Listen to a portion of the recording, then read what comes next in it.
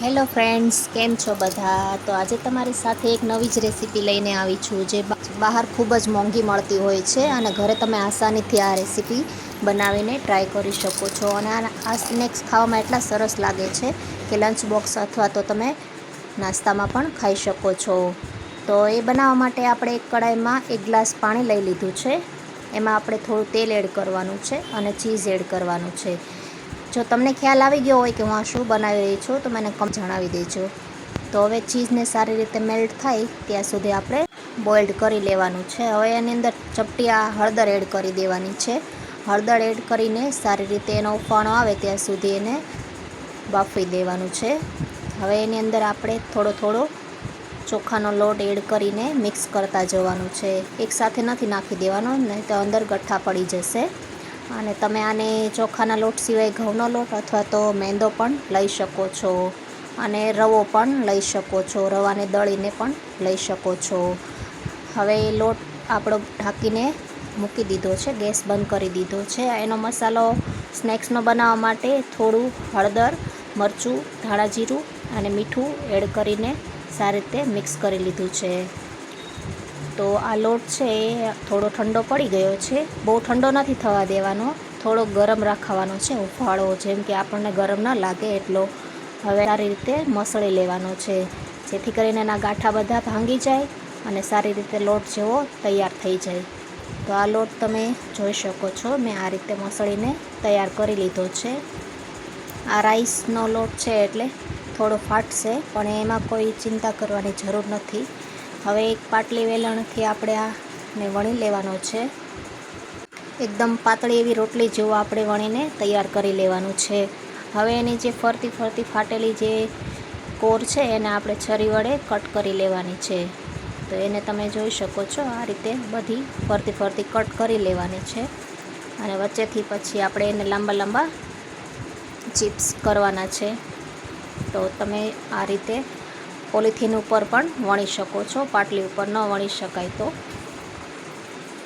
હવે આને આ રીતે નાની સાઈઝ, મોટી સાઈઝ, તમને જે સાઈઝના ચિપ્સ ફાવે એ રીતે તમે કરી શકો છો. હું અત્યારે આ રીતે કરી રહી છું. હવે એને આપણે આ ઉપરી એકથી એક એવી રીતે મૂકી અને પછી કટ કરવાના છે. તો આ સ્નેક્સ ખૂબ જ સરસ લાગે છે અને બાળકોને તો ખૂબ જ ભાવે છે. અને બજારમાં ખૂબ આ મોંઘા મળતા હોય છે. અને ચીઝની વસ્તુ હોય છે એટલે હંમેશા એ મોંઘી જ હોય છે, પણ તમે ઘરે આસાનીથી અને સરસ ટેસ્ટી એવા બનાવીને તૈયાર કરી શકો છો. તો આ રીતે ઉપરી મૂકી દીધું છે. હવે હું ત્રિકોણ આકારમાં આને કટ કરી રહી છું. તમે એને ગોળ આકારમાં પણ કટ કરી શકો છો. આપણે જે પાણીની બોટલ હોય એના ઢાંકણાથી તમે આને કટ કરી શકો છો અને ચોરસ પણ કટ કરી શકો છો. અને જો લોટ ચોટતો હોય છરીમાં તો તમારે એની અંદર થોડું તેલ લગાવી દેવાનું, જેથી કરીને સારી રીતે કટ આપણા બધા તૈયાર થઈ જાય. તો આ રેસીપી એકદમ ક્રિસ્પી અને સરસ એવી બનીને તૈયાર થાય છે. તમે જરૂરથી ટ્રાય કરજો. તો તમે જોઈ શકો છો, આ રીતે બધા કટ કરી લીધા છે. એને આપણે આ રીતે છૂટા પાડી લેવાના છે. હવે તેલ ગરમ થવા મૂકી દીધું છે. એની અંદર થોડું નાખીને ચેક કરી લેવાનું, તેલ થઈ ગયું છે, ઉપર આવી ગયું છે તળાઈને ક્રિસ્પી. તો આપણે એની અંદર હવે બધા એક પછી એક ચિપ્સ એડ કરી દેવાના છે. અને આમાં તમે મોટી સાઈઝના પણ કરી શકો છો. તો આને લો ટુ હાઈ ફ્લેમ પર સારી રીતે તળી લેવાના છે. સારી રીતે તળાઈ ગયા પછી તો તમે જોઈ શકો છો, આ રીતે તળી લેવાના છે. આ રીતે કલર થવા દેવાનો છે. હવે બધા ચિપ્સ આપણે કાઢી લેવાના છે. તો એકદમ ક્રન્ચી, ક્રિસ્પી અને બાળકોને લંચ બોક્સમાં તમે પણ આપી શકો છો અને ચા સાથે પણ ખાઈ શકો છો. એવા ચિપ્સ આપણા બનીને તૈયાર છે. તો હું તમને એક તોડીને બતાડું કે તમે એના અવાજ ઉપરથી જ સમજી જશો કે એકદમ ક્રિસ્પી બન્યા છે. અને બહારના તો ચિપ્સ તમે ભૂલી જ જશો જ્યારે તમે ચોખામાંથી આટલા સરસ ચિપ્સ બનાવીને તૈયાર કરશો. તો એની ઉપર આપણે જે મસાલો બનાવેલો હતો એ થોડો સ્પ્રિંકલ કરી લઈએ અને સારી રીતે મિક્સ કરી લઈએ.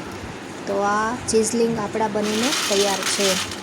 આ ચીઝલિંગ જે ચિપ્સ આવે છે બહાર બહુ મોંઘા મળતા હોય છે, એ આપણે ઘરે આજે બનાવીને તૈયાર કર્યા છે. તો તમને મારી આ રેસીપી જો ગમી હોય તો લાઈક કરી દેજો અને મારી ચેનલ ઉપર નવા હોય તો સબસ્ક્રાઈબ કરી દેજો.